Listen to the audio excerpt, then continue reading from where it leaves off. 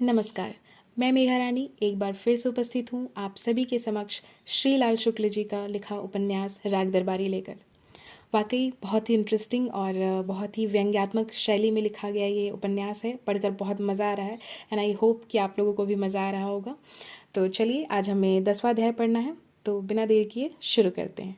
एक निवेदन आप सभी से, आप मेरा चैनल सब्सक्राइब करें और ज़्यादा से ज़्यादा लोगों तक शेयर करें, और जो भी बातें आप लोगों को लगती हैं प्लीज़ आप कमेंट ज़रूर करें। ठीक है, तो 10वां अध्याय शुरू करते हैं। छंगामल विद्यालय इंटर कॉलेज की स्थापना देश के नव नागरिकों को महान आदर्शों की ओर प्रेरित करने एवं उन्हें उत्तम शिक्षा देकर राष्ट्र का उत्थान करने हेतु हुई थी। कॉलेज का चमकीले नारंगी कागज पर छपा हुआ संविधान एवं नियमावली पढ़कर यथार्थ की गंदगी में लिपटा हुआ मन कुछ वैसा ही निर्मल और पवित्र हो जाता था जैसे भारतीय संविधान में मौलिक अधिकारों का अध्याय पढ़कर। क्योंकि इस कॉलेज की स्थापना राष्ट्र के हित में हुई थी, इसलिए उसमें और कुछ हो या नहीं, गुटबंदी काफ़ी थी। वैसे गुटबंदी जिस मात्रा में थी उसे बहुत बढ़िया नहीं कहा जा सकता था, पर जितनी कम समय में वह विकसित हुई उसे देखकर लगता था काफ़ी अच्छा काम हुआ है। वह 2-3 साल ही में पड़ोस के कॉलेजों की गुटबंदी की अपेक्षा ज़्यादा ठोस दिखने लगी थी, बल्कि कुछ मामलों में तो वह अखिल भारतीय संस्थाओं तक का मुकाबला करने लगी थी। प्रबंध समिति में वैद्य जी का दबदबा था, पर रामाधीन भीखम खेड़वी अब तक उसमें अपना गुट बना चुके थे। इसके लिए उन्हें बड़ी साधना करनी पड़ी। काफ़ी दिनों तक वे अकेले ही अपने गुट बने रहे। बाद में एक आध मेंबर भी उनकी ओर खिंचे। अब कड़ी मेहनत के बाद कॉलेज के नौकरों में 2 गुट बन पाए थे, पर उनमें अभी बहुत काम होना था। प्रिंसिपल साहब तो वैद्य जी पर पूरी तरह आश्रित थे, पर खन्ना मास्टर अभी उसी तरह रामाधीन के गुट पर आश्रित नहीं हो पाए थे। उन्हें खींचना बाकी था। लड़कों में भी अब दोनों गुटों की हमदर्दी के आधार पर अलग अलग गुट नहीं बने थे। उनमें आपसी गाली गलौज और मारपीट होती तो थी, पर इन कार्यक्रमों को अभी तक उचित दिशा नहीं मिल पाती थी। गुटबंदी के उद्देश्य से न होकर ये काम व्यक्तिगत कारणों से होते थे, और इस तरह लड़कों की गुंडागर्दी की शक्ति व्यक्तिगत स्वार्थों पर नष्ट हो जाती थी। उसका उपयोग राष्ट्र के सामूहिक हित में नहीं होता रहा था। गुटबंदों को अभी इस दिशा में बहुत काम करना था। यह सही है कि वैद्य जी को छोड़कर कॉलेज के गुटबंदों में अभी अनुभव की कमी थी। उनमें परिपक्वता नहीं थी, पर प्रतिभा थी। उसका चमत्कार साल में एक आध बार जब फूटता तो उसकी लहर शहर तक पहुंचती। वहां कभी कभी ऐसे दांव भी चले जाते जो बड़े बड़े पैदाइशी गुटबंदों को भी हैरानी में डाल देते। पिछले साल रामादीन ने वैद्य जी पर एक ऐसा ही दांव फेंका था। वह खाली गया, पर उसकी चर्चा दूर दूर तक हुई। अखबारों में जिक्र आ गया। उससे एक गुटबंद इतना प्रभावित हुआ कि वह शहर से कॉलेज तक सिर्फ दोनों गुटों की पीठ ठोंकने को दौड़ा चला आया।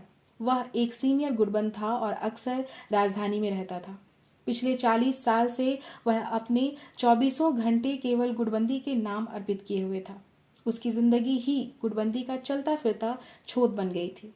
वह अखिल भारतीय स्तर का आदमी था और उसके बयान रोज अखबार में पहले पन्नों पर छपते थे, जिनमें देशभक्ति और गुटबंदी का अनोखा संगम होता था। उसके एक बार कॉलेज में आ चुकने के बाद लोगों को इत्मीनान हो गया था कि यहाँ अब कॉलेज भले ही खत्म हो जाए, गुटबंदी नहीं खत्म होगी। सवाल है, गुटबंदी क्यों थी?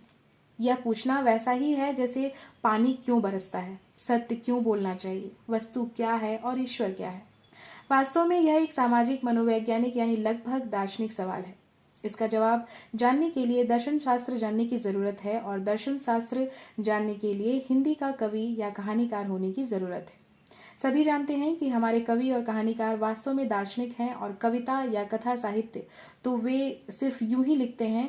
किसी भी सुबुक सुबुकावादी उपन्यास में पढ़ा जा सकता है कि नायक ने नायिका के जलते हुए होठों पर होंठ रखे और कहा, नहीं नहीं निशी, मैं उसे नहीं स्वीकार कर सकता। वह मेरा सत्य नहीं है, वह तुम्हारा अपना सत्य है। निशी का ब्लाउज जिस्म से छू कर जमीन पर गिर जाता है। वह अस्फुट स्वर में कहती है, निक्कू, क्या तुम्हारा सत्य मेरे सत्य से अलग है? इसी को ठाएं कहते हैं। इसी के साथ निशी और निक्कू फिलॉसफी की 1000 मीटर वाली दौड़ पर निकल पड़ते हैं। अब निशी की ब्रा भी जमीन पर गिर जाती है। निक्कू की टाई और कमीज हवा में उड़ जाती है। गिरते पड़ते एक दूसरे पर लोटते पोड़ते वे मैदान के दूसरे छोर पर लगे हुए फीते को सत्य समझकर किसी तरह यहाँ पहुंचते हैं। तब पता चलता है कि वह सत्य नहीं है। फिर संयोग श्रृंगार जलते हुए होंठ फिलॉसफी की मार, थोड़ी ही देर में वे मैदान छोड़कर जंगल में आ जाते हैं और पत्थरों से छिलते हुए कांटों से बिंधे नंगे बदन झांक झांक कर प्रत्येक झाड़ी में देखते हैं और इस तरह नंगापन, सुबुक सुबुक, चुमा चाटी, व्याख्यान आदि के माहौल में उस खरगोश का पीछा करते रहते हैं जिसका कि नाम सत्य है। यह फिलॉसफी लगभग सभी महत्वपूर्ण काव्यों और कथाओं में होती है और इसीलिए ठीक नहीं कि इस उपन्यास के पाठक भी काफ़ी देर से फिलॉसफी के एक लटके का इंतज़ार कर रहे हों और सोच रहे हों, हिंदी का यह उपन्यासकार इतनी देर से और सब तो कह रहा है, फिलॉसफी क्यों नहीं कहता, क्या मामला है, यह फ्रॉड तो नहीं है।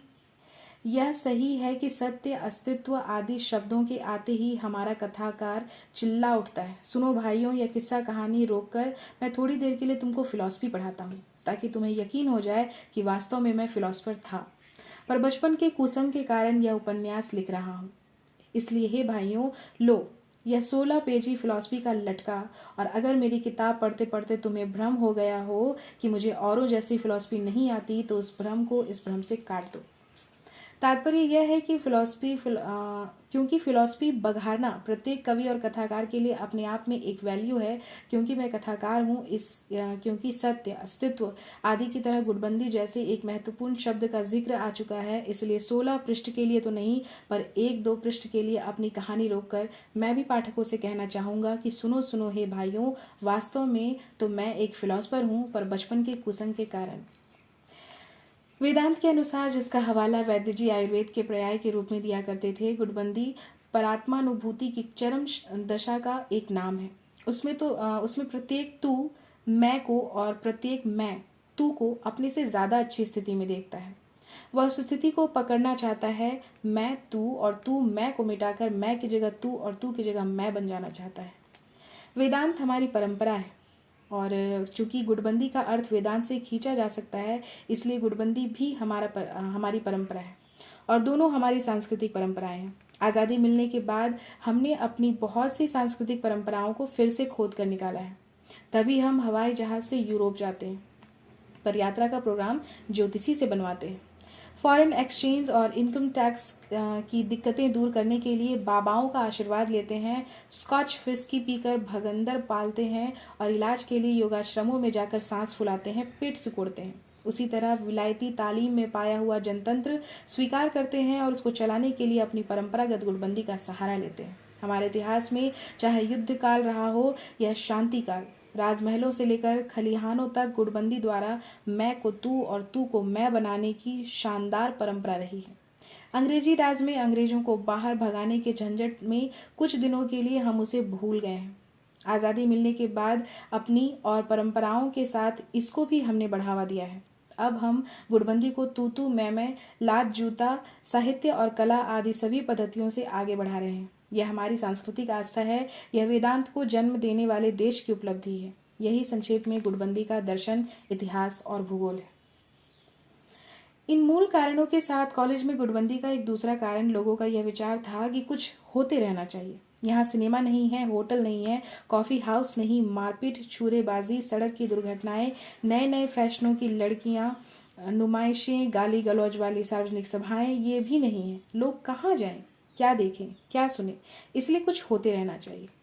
4 दिन हुए, कॉलेज में एक प्रेम पत्र पकड़ा गया था जो एक लड़के ने लड़की को लिखा था। लड़के ने चालाकी दिखाई थी, पत्र पढ़ने से लगता था कि वह सवाल नहीं, लड़की के पत्र का जवाब है, पर चालाकी कारगर नहीं हुई। लड़का डांटा गया, पीटा गया, कॉलेज से निकाला गया, फिर उसके बाप के इस आश्वासन पर कि लड़का दोबारा प्रेम न करेगा और इस वादे पर कि कॉलेज के नए ब्लॉक के लिए 25,000 ईंटें दे दी जाएंगी, कॉलेज में फिर से दाखिल कर लिया गया। कुछ हुआ भी तो उसका असर 4 दिन से ज्यादा नहीं रहा। उससे पहले एक लड़के के पास देसी कारतूसी तमंचा बरामद हुआ था। तमंचा बिना कारतूस का था और इतना भोंडा बना था कि इस देश के लोहारों की कारीगरी पर रोना आता था। पर इन कमजोरियों के होते हुए भी कॉलेज में पुलिस आ गई और लड़के को और वैद्य जी का आदमी होने के बावजूद क्लर्क साहब को लेकर थाने पर चली गई। लोग प्रतीक्षा करते रहे कि कुछ होने वाला है और लगा कि 4-6 दिन तक कुछ होता रहेगा, पर शाम तक पता चला कि जो निकला था वह तमंचा नहीं था, बल्कि लोहे का एक छोटा सा टुकड़ा था। और क्लर्क साहब थाने पर पुलिस के कहने से नहीं, बल्कि अपने मन से तफरीह करने के लिए चले गए थे। और लड़का गुंडागिरी नहीं कर रहा था, बल्कि बांसुरी बहुत अच्छी बजाता था। शाम को जब क्लर्क तफरीह करता हुआ और लड़का बांसुरी बजाता हुआ थाने से बाहर निकला, तो लोगों की तबीयत गिर गई। वे समझ गए कि यह तो कुछ भी नहीं हुआ, और उनके सामने फिर वही शाश्वत प्रश्न पैदा हो गया, अब क्या। इस वातावरण में लोगों की निगाह प्रिंसिपल साहब और वैद्य जी पर पड़ी। वैद्य जी तो अपनी जगह मदन मोहन मालवीय शैली की पगड़ी बांधे हुए इत्मीनान से बैठे थे, पर प्रिंसिपल साहब को देखकर लगता था कि वे बिना किसी सहारे के बिजली के खंभे पर चढ़े हुए और दूर से ही किसी को देखकर चीख रहे हैं, देखो देखो, वह कोई शरारत करना चाहता है। उनकी निगाह में संदेह था, और अपनी जगह पर चिपके हुए प्रत्येक भारतवासी का यह भय था कि कोई हमें खींचकर हटा ना दे। लोग कमजोरी ताड़ गए और उसी लपेट में वैद्य जी को लुलुहाने लगे। उधर वे लोग भी मार ना पड़ जाए, इस डर से पहले ही मारने पर आमादा हो गए। उन्हीं दिनों एक दिन खन्ना मास्टर को किसी ने बताया कि हर कॉलेज में एक प्रिंसिपल और एक वाइस प्रिंसिपल होता है। वे इतिहास पढ़ाते थे और कॉलेज के सबसे बड़े लेक्चरर थे। इसी धोखे में वे एक दिन वैद्य जी से कह आए कि उन्हें वाइस प्रिंसिपल बनाया जाना चाहिए। वैद्य जी ने सिर हिलाकर कहा कि यह एक नवीन विचार है, नवयुवकों को नवीन चिंतन करते ही रहना चाहिए।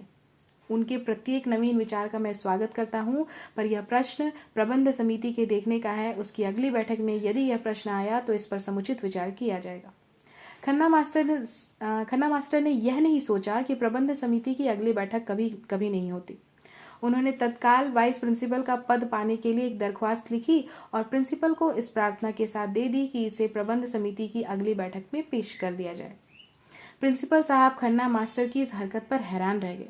उन्होंने वैद्य जी से जाकर पूछा, खन्ना को यह दरख्वास्त देने की सलाह आपने दी है? इसका उत्तर वैद्य जी ने 3 शब्दों में दिया, अभी नवयुवक है। इसके बाद कुछ दिनों तक प्रिंसिपल साहब शिवपालगंज के रास्ते पर मिलने वाले हर आदमी से प्राणी शास्त्र का यह तथ्य बताते रहे कि आजकल के लोग न जाने कैसे हो गए हैं।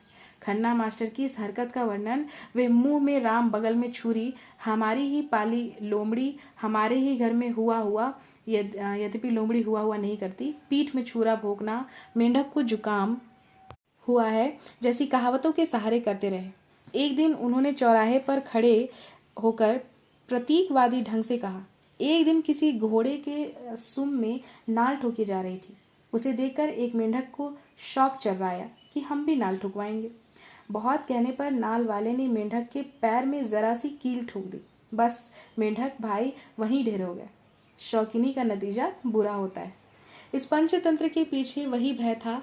आज जो वाइस प्रिंसिपल होना चाहता है वह कल प्रिंसिपल चाहेगा। इसके लिए वह प्रबंध समिति के मेंबरों को अपनी ओर तोड़ेगा, मास्टरों का गुट बनाएगा, लड़कों को मारपीट के लिए उकसाएगा, ऊपर शिकायतें भिजवाएगा। वह कमीना है और कमीना रहेगा।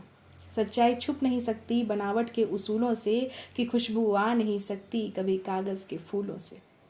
इस कविता को ऊपर दर्ज करके रामाधीन भीखम खेड़वे ने वैद्य जी को जो पत्र लिखा था, उसका आशय था कि प्रबंध समिति की बैठक जो पिछले 3 साल से नहीं हुए, 10 दिन में बुलाई जानी चाहिए, और कॉलेज की साधारण समिति की सालाना बैठक जो कि कॉलेज की स्थापना के साल से अब तक नहीं हुई है, के बारे में यहाँ विचार होना चाहिए। उन्होंने विचारणीय विषयों में वाइस प्रिंसिपल की तकरूरी का भी हवाला दिया था। प्रिंसिपल साहब जब यह पत्र अपनी जेब में डालकर वैद्य जी के घर से बाहर निकले तो उन्हें अचानक उससे गर्मी से निकलती महसूस हुई। उन्हें जान पड़ा कि उनकी कमीज झुलस रही है और गर्मी की धाराएं कई दिशाओं में बहने लगी हैं। एक धारा उनके कोट को झुलसाने लगी, दूसरी कमीज के नीचे से निकलकर उनकी पैंट के अंदर घुस गई और उसके कारण उनके पैर तेजी से बढ़ने लगे।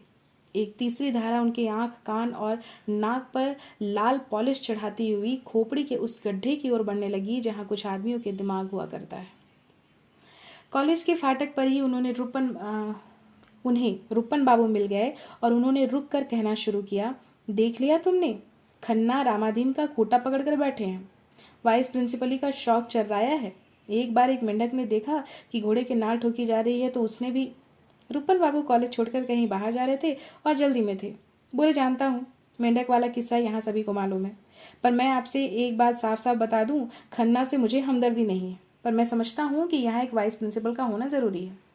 आप नहीं रहते तो यहाँ सभी मास्टर कुत्ते बिल्लियों की तरह लड़ते। टीचर्स रूम में वह गुंडागर्दी होती है कि क्या बताएं। वहीं हैं ठें ठें फें फें। वे गंभीर हो गए और आदेश के ढंग से कहने लगे, प्रिंसिपल साहब, मैं समझता हूँ कि हमारे यहाँ एक वाइस प्रिंसिपल भी होना चाहिए। खन्ना सबसे ज़्यादा सीनियर है, उन्हीं को बन जाने दीजिए। सिर्फ नाम की बात है, तनख्वाह तो बढ़नी नहीं है। प्रिंसिपल साहब का दिल इतने जोर से धड़का कि लगा उछलकर फेफड़े में घुस जाएगा। वे बोले, ऐसी बात अब कभी भूल कर भी ना कहना रुप्पन बाबू। ये खन्ना वन्ना चिल्लाने लगेंगे कि तुम उनके साथ हो। यह शिवपालगंज है, मजाक में भी सोचकर बोलना चाहिए। मैं तो सच्ची बात कहता हूँ, खैर देखा जाएगा। कहते कहते रुप्पन बाबू आगे बढ़ गए। प्रिंसिपल साहब तेजी से अपने कमरे में आ गए। ठंडक थी, पर उन्होंने कोट उतार दिया। शिक्षा संबंधी सामानों की सप्लाई करने वाली किसी दुकान का एक कैलेंडर ठीक उनकी नाक के सामने दीवार पर टंगा था, जिसमें नंगे बदन पर लगभग एक पारदर्शक साड़ी लपेटे हुए कोई फिल्म एक्ट्रेस एक आदमी की ओर लड्डू जैसा बढ़ा रही थी। आदमी चेहरे पर बड़े बड़े लाल बढ़ाए हुए, एक हाथ आंखों के सामने उठाए ऐसा मुंह बना रहा था जैसे लड्डू खाकर उसे अपच हो गया हो। ये मेनका और विश्वामित्र थे। वे इन्हीं को थोड़ी देर देखते रहे, फिर घंटी बजाने की जगह जोर से चिल्लाकर उन्होंने चपरासी को बुलाया और कहा, खन्ना को बुलाओ। चपरासी ने रहस्य के स्वर में कहा, फील्ड की तरफ गए हैं, मालवीय जी के साथ में हैं। प्रिंसिपल ने उकताकर सामने रखे हुए कलमदान को घसीटकर दूर रख दिया। कलमदान भी नमूने के तौर पर किसी ग्रेजुएशन एम्पोरियम से मुफ्त में मिला था, और जिस तरह प्रिंसिपल साहब ने उसे दूर पर पटका था, उससे लगता था उस साल एम्पोरियम का कोई भी मॉल कॉलेज में नहीं खरीदा जाएगा। इस पर प्रिंसिपल साहब का मतलब यह नहीं था। वे इस वक्त चपरासी को सिर्फ यह बताना चाहते थे कि वे उसकी खुफिया रिपोर्ट अभी सुनने को तैयार नहीं हैं। उन्होंने कड़क कर कहा, मैं कहता हूँ खन्ना को इसी वक्त बुलाओ। चपरासी गाढ़े का साफ कुर्ता और साफ धोती पहने हुए था। उसके पैरों में खड़ाऊ और माथे पर तिलक था। उसने शांतिपूर्वक कहा, जा रहा हूँ, खन्ना को बुलाए लाता हूँ। इतना नाराज क्यों हो रहे हैं? प्रिंसिपल साहब दांत पीसते हुए तिरछी निगाहों से मेज पर रखे हुए टिन के एक टुकड़े को देखते रहे। इस पर पॉलिश करके एक लाल गुलाब का फूल बना दिया गया था। नीचे तारीख और महीना बताने के लिए कैलेंडर लगाया गया था। इसे शराब बनाने की एक प्रसिद्ध फर्म ने पंडित जवाहरलाल नेहरू की यादगार में बनवाया था और मुफ्त में चारों दिशाओं में इस विश्वास के साथ भेजा था कि जहां यह कैलेंडर जाएगा वहीं की जनता पंडित जवाहरलाल नेहरू के आदर्शों को और इस फर्म की शराब को कभी ना भूलेगी। पर इस वक्त कैलेंडर का प्रिंसिपल साहब पर कोई असर नहीं हुआ। पंडित नेहरू के लाल गुलाब ने उन्हें शांति नहीं दी, न फेनदार बियर की कल्पना ने उनकी आंखों को मूंदने के लिए मजबूर किया। वे दांत पीस रहे थे और पीसते रहे। अचानक जिस वक्त चपरासी का खड़ाऊ दरवाजे की चौखट पार कर रहा था, उन्होंने कहा, रामादीन इन्हें वाइस प्रिंसिपल ही दिलाएंगे, टुच्चे कहेंगे। चपरासी घूम पड़ा, दरवाजे पर खड़े खड़े बोला, गाली दे रहे हो प्रिंसिपल साहब? उन्होंने कहा, ठीक है, जाओ अपना काम करो। अपना काम तो कर ही रहा हूँ, आप कहें तो अब ना करूँ? प्रिंसिपल माथे पर झुर्रियां डालकर दीवार पर टंगे एक दूसरे कैलेंडर को देखने लगे थे। चपरासी ने उसी तरह पूछा, कहें तो खन्ना पर निगाह रखना बंद कर दूं? प्रिंसिपल साहब चिढ़ गए, बोले, भाड़ में जाओ। चपरासी उसी तरह सीना ताने खड़ा रहा। लापरवाही से बोला, मुझे खन्ना वन्ना ना समझ लीजिएगा, काम 24 घंटे करा लीजिए, वह मुझे बर्दाश्त है, पर यह अबे तबे तू तड़ाक मुझे बर्दाश्त नहीं। प्रिंसिपल साहब उसकी ओर देखते रह गए। चपरासी ने कहा, आप बामन हैं और मैं भी बामन हूँ, नमक से नमक नहीं खाया जाता। हाँ। प्रिंसिपल साहब ने ठंडे सुरों में कहा, तुम्हें धोखा हुआ है, मैं तुम्हें नहीं खन्ना के लिए कह रहा था। टुच्चा है, रामाधीन से मिलकर मीटिंग करने का नोटिस भिजवाता है। चपरासी को यकीन दिलाने के लिए कि यह गाली खन्ना को ही समर्पित है, उन्होंने फिर कहा, टुच्चा। अभी बुलाए लाता हूँ। चपरासी की आवाज भी ठंडी पड़ गई। प्रिंसिपल साहब खड़ाऊओं की धीमी पड़ती हुई खटखट सुनते रहे। उनकी निगाह एक तीसरे कैलेंडर पर जाकर केंद्रित हो गई, जिसमें 5-5 साल के 2 बच्चे बड़ी बड़ी राइफलें लिए बर्फ पर लेटे थे और शायद चीनियों की फौज का इंतजार कर रहे थे, और इस तरह बड़े कलात्मक ढंग से बता रहे थे कि फैक्ट्री में जूट के थैले सबसे अच्छे बनते हैं। प्रिंसिपल साहब इस कैलेंडर पर निगाह जमाकर बैठे हुए खन्ना का इंतजार करते रहे और सोचते रहे कि इसे वाइस प्रिंसिपली का शौक न चर्राया होता तो कितना अच्छा होता। वे भूल गए कि सबके अपने अपने शौक हैं।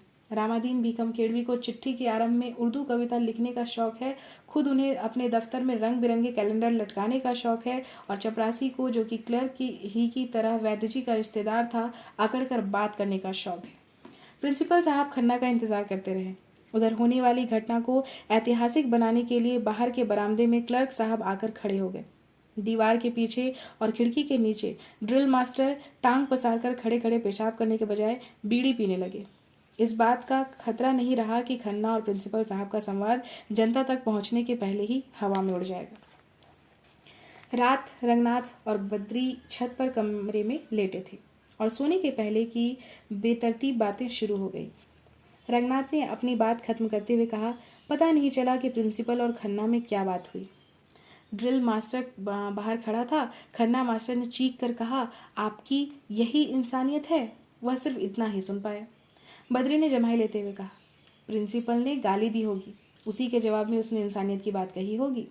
यह खन्ना इसी तरह बात करता है, साला बांगड़ू है।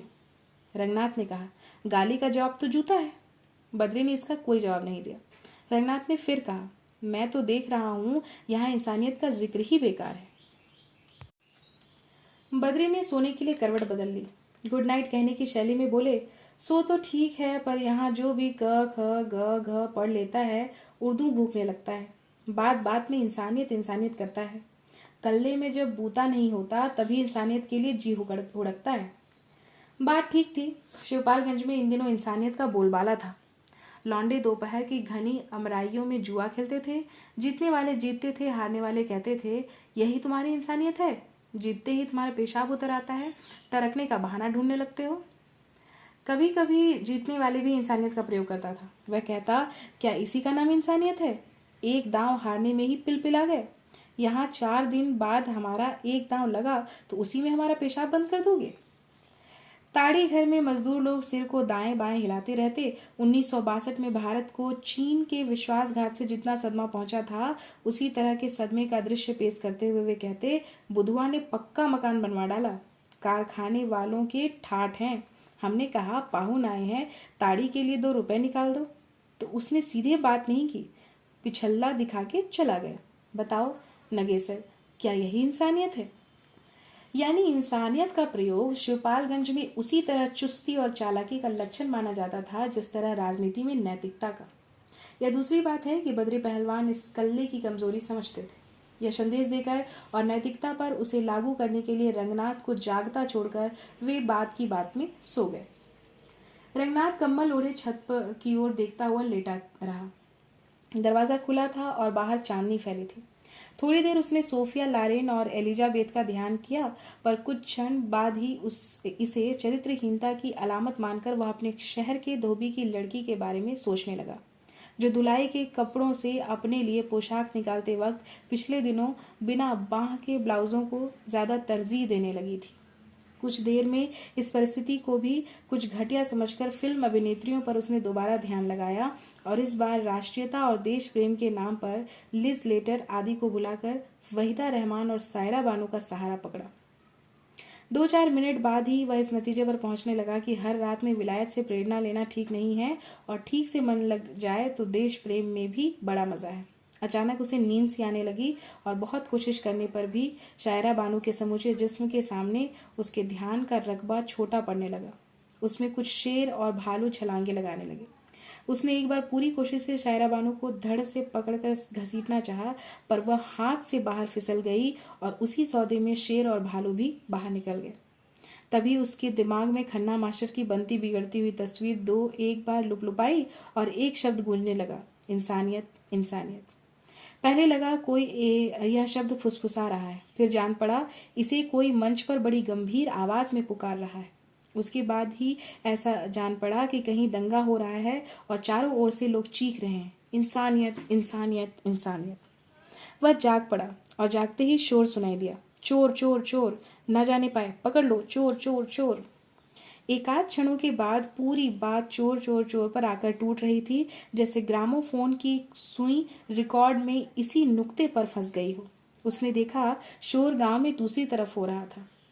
बद्री पहलवान चारपाई से कूदकर पहले ही नीचे खड़े हो गए हैं। वह भी उठ बैठा। बद्री ने कहा, छोटे कहता ही था चोरों का एक गिरोह आसपास घूम रहा है, लगता है गांव में भी आ गए।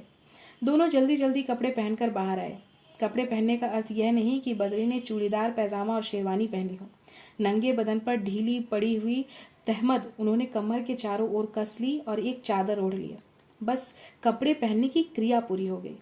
रंगनाथ परमहंसों की इस गति तक नहीं पहुंच पाया था। उसने कमीज डाल ली। दरवाजे तक पहुंचते पहुंचते उसके कदम और भी तेज हो गए। तब तक चारों ओर से चोर चोर के नारे उठने लगे। शोर हाथों हाथ इतना बढ़ गया कि अंग्रेजों ने अगर उसे 1921 में सुन लिया होता तो हिंदुस्तान छोड़कर वे तभी अपने देश भाग गए होते। दोनों जीने से उतरकर नीचे आए। बैठक से बाहर निकलते निकलते बद्री पहलवान ने रंगनाथ से कहा, तुम यहीं दरवाजा बंद करके घर पर बैठो, मैं बाहर जाकर देखता हूँ। उधर रुपन बाबू घर के अंदर से धोती का छोर कंधे पर लपेटते हुए सड़फड़ सड़फड़ वहीं पहुंच गए और बोले, आप दोनों घर पर रहें, मैं बाहर जाता हूँ। ऐसा लगा जैसे बाहर जाने का मतलब जौहर दिखाना था या चक्रव्यूह वेदना था। दोनों भाई बाहर जाने की जिद पकड़ गए। रंगनाथ ने शहीदों की सी अदा में कहा, यह है तो जाइए आप लोग बाहर, मैं ही घर पर रहूंगा। सामने सड़क से चांदनी में 3 आदमी चोर चोर चीखते हुए निकले। उनके पीछे 2 आदमी उसी तरह चोर चोर का नारा बुलंद करते हुए निकल गया। फिर एक अकेला आदमी उसी तरह चोर चोर का हल्ला मचाता हुआ निकला। फिर 3 आदमी और। सबके हाथों में लाठियां थी, सभी दौड़ रहे थे, सभी चोरों को दौड़ा रहे थे। जुलूस में सबसे बाद में निकलने वालों में से बद्री ने कुछ को पहचाना। वह भी दौड़कर उन्हीं में मिल गए। पुकार कर बोले, कौन है? छोटे, चोर कहाँ है? छोटे ने हाफते हाफते कहा, आगे आगे निकल गए। कुछ देर शांति रही। रुपन बाबू और रंगनाथ बैठक का दरवाजा बंद करके ताला लगाकर छत पर वापस चले आए। नीचे से वैद्य जी खखार कर बोले, कौन है? रुपन बाबू ने जवाब दिया, चोर है पिताजी। वैद्य जी घबराहट में गरज कर बोले, कौन? रुपन, तुम छत पर हो? रुपन ने गांव में उठते हुए शोर को अपनी ओर से यथाशक्ति बढ़ावा देते हुए कहा, हाँ हम ही हैं। क्यों जानबूझकर पूछ रहे हैं? चैन से सोते क्यों नहीं? वैद्य जी अपने छोटे लड़के की यह आदर भरी वाणी सुनकर चुप हो गए। छत पर रुपन बाबू और रंगनाथ गांव भर में फैलती फूटती आवाजों को सुनते रहे। कोई मकान के पिछवाड़े चिल्लाया, मार डाला। और शोर, किसी ने चीख कर कहा, अरे नहीं छोटे, यह तो भगवती है, छोड़ो इसे छोड़ो, उधर उधर चोर उधर गए हैं। क्यों रो रहा है? किसी ने सांत्वना दी, अरे क्यों राड़ जैसा रो रहा है, एक डंडा पड़ गया उसी से फाय फाय कर रहा है। रोते रोते उसने जवाब दिया, हम भी कसर निकालेंगे, देख लेंगे। फिर कुहराम, उधर उधर जाने ना पाए, दे दाएं से एक लाठी, मार उछल के, क्या साला बाप लगता है। रंगनाथ को उत्साह और उत्सुकता के साथ ही मजा भी आने लगा। यह भी कैसा नियम है, यहाँ लाठी चलाते समय बाप ही को अपवाद रूप में छोड़ दिया जाता है। धन्य है भारत तेरी पितृभक्ति। रूपन बाबू बोले, भगवती और छोटे की चल रही थी, लगता है इसी धमाचौकड़ी में छोटे ने कुछ कर दिया। रंगनाथ ने कहा, यह तो बड़ी गड़बड़ बात है। रूपन बाबू उपेक्षा के साथ बोले, गड़बड़ क्या है, दांव लग जाने की बात है। छोटे देखने में भोंदू लगता है और बड़ा घाघ है। दोनों फिर चारों ओर की भगदड़ और शोर को की ओर कान लगाए रहे। रंगनाथ ने कहा, शायद चोर निकल गए, वह तो यहाँ हमेशा ही होता है। रंगनाथ ने रूपन बाबू के ग्राम प्रेम की चापलूसी करनी चाहिए। बोले, शिवपालगंज में चोर आकर निकल जाए यह तो संभव नहीं। बद्री दादा बाहर निकले हैं, एक दो को पकड़ ही आएंगे। किसी पुरानी पीढ़ी के नेता की तरह अतीत की ओर हसरत के साथ देखते हुए रूपन बाबू ने ठंडी सांस भरी। कहने लगे, नहीं रंगनाथ दादा, अब वह पहले वाले दिन गए। वह ठाकुर दूरबीन सिंह का जमाना था। बड़े बड़े चोर शिवपालगंज के नाम से थर्राते थे। रूपन बाबू की आंखें वीर पूजा की भावना से चमक उठी, पर बात यहीं रुक गई।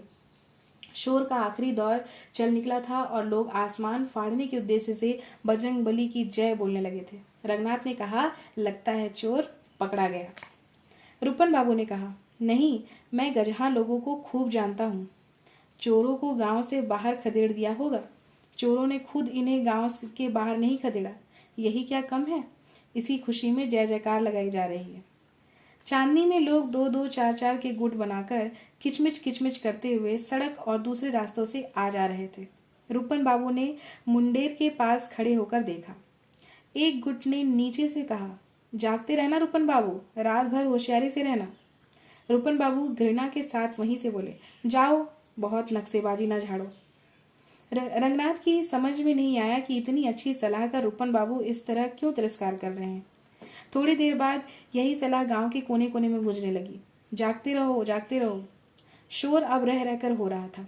चारों ओर सीटियां भी सुनाई देने लगी थी। रंगनाथ ने कहा, ये सीटियां कैसी हैं? रूपन बाबू बोले, क्या पुलिस शहर में गश्त नहीं लगाती? ओह, तो पुलिस भी अब मौके पर आ गई है? जी हाँ, पुलिस ने ही तो गांव वालों की मदद से डाकुओं का मुकाबला किया है। पुलिस वालों ही ने तो उन्हें यहाँ से मार भगाया है। रंगनाथ आश्चर्य से रूपन बाबू को देखने लगा। डाकू?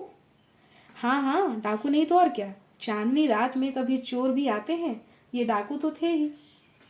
रूपन बाबू जोर से ठठाकर हंसे। बोले, दादा, ये गजहा लोगों की बातें हैं, मुश्किल से समझोगे। मैं तो जो अखबार में छपने वाला है उसका हाल आपको बता रहा हूँ। एक सीटी मकान के बिल्कुल नीचे सड़क पर बजी। रूपन बोले, तुमने मास्टर मोतीराम को देखा है कि नहीं? पुराने आदमी हैं। दारोगा जी उनकी बड़ी इज्जत करते हैं। वे दारोगा जी की इज्जत करते हैं। दोनों की इज्जत प्रिंसिपल साहब करते हैं। कोई साला काम तो करता नहीं है, सब एक दूसरे की इज्जत करते हैं। यही मास्टर मोतीराम शहर के अखबार के संवाददाता हैं। उन्होंने चोरों को डाकू भी ना बताया तो मास्टर मोतीराम होने से फायदा ही क्या? रंगनाथ हंसने लगा। सीटियां और जागते रहो की आवाजें दूर दूर तक बिखरने लगी। इधर उधर के मकानों पर लोगों ने दरवाजे खुलवाने के लिए चीखना चिल्लाना शुरू कर दिया। दरवाजा खोल दो मुन्ना से लेकर मर गए ससुरे, अरे हम पुकार रहे हैं तुम्हारे बाप तक की शैलियां दरवाजे खुलवाने के लिए प्रयोग में आने लगी। वैद्य जी के मकान पर भी किसी ने सदर दरवाजे की साकल खटखटाई। बाहर लेटने वाला एक हलवाहा जोर से खांसा। साकल दोबारा खटकी। रंगनाथ ने कहा, बद्री दादा होंगे, चलो ताला खोल दे। वे लोग नीचे आ गए। ताला खोलते खोलते रूपन ने पूछा, कौन? बद्री ने दहाड़ कर कहा, खोलते हो कि नहीं? कौन कौन लगाए हो? रूपन ने ताला खोलना बंद कर दिया। बोले, क्या नाम है? उधर से गला फाड़ आवाज आई, रूपन कह देता हूँ चुपचाप दरवाजा खोल दो। कौन? बद्री दादा? हाँ हाँ, बद्री दादा ही बोल रहा हूँ, खोलो जल्दी। रूपन ने ढीले ढाले हाथों से ताला खोलते हुए कहा, बद्री दादा, अपने बाप का नाम भी बता दो। बद्री दादा ने कोसते हुए वैद्य जी का नाम बताया। रूपन ने फिर पूछा, दादा जरा अपने बाबा का भी नाम बताओ। उन्होंने उसी तरह कोसते हुए बाबा का नाम बताया। फिर पूछा गया, पर बाबा का नाम? बद्री ने दरवाजे पर मुक्का मारा। कहा, अच्छा ना खोलो, जाते हैं। रूपन बाबू ने कहा, दादा, जमाना जोखिम का है, बाहर चोर लोग घूम रहे हैं, इसलिए पूछ रहा हूँ, पर बाबा का नाम भूल गए हो तो ना बताओ, पर गुस्सा दिखाने से कोई फायदा नहीं, गुस्से का काम बुरा है। बद्री पहलवान की असलियत की परीक्षा ले चुकने और क्रोध की निस्सारता पर अपनी राय देने के बाद रूपन बाबू ने दरवाजा खोला। बद्री पहलवान बिच्छू के डंक की तरह तिलमिलाते अंदर आए। रूपन बाबू ने पूछा, क्या हुआ दादा, सभी चोर भाग गए? बद्री पहलवान ने कोई जवाब नहीं दिया, चुपचाप जीना चढ़कर ऊपर आ गए। रूपन बाबू नीचे ही अंदर चले गए। ऊपर के कमरे में रंगनाथ और बद्री पहलवान जैसे ही अपनी अपनी चारपाइयों पर लेटे, तभी नीचे गली से किसी ने पुकारा, वस्ताद, नीचे आओ, मामला बड़ा गिचपिच हो गया है। बद्री ने कमरे के दरवाजे से ही पुकार कर कहा, क्या हुआ छोटे, सोने दोगे कि रात भर यही जोते रहोगे? छोटे ने वहीं से जवाब दिया, वस्ताद, सोने वोने की बात छोड़ो, अब तो रपट की बात हो रही है। इधर तो साले गली गली में चोर चोर करते रहे, उधर किसी चिल्लपों में किसी ने हाथ मार दिया, गया दिन के यहाँ चोरी हो गई, उधर जाओ। तो इसी के साथ यह अध्याय यहीं पर समाप्त होता है। मैं फिर मिलूंगी अगले वीडियो में अगले अध्याय के साथ। तब तक के लिए धन्यवाद।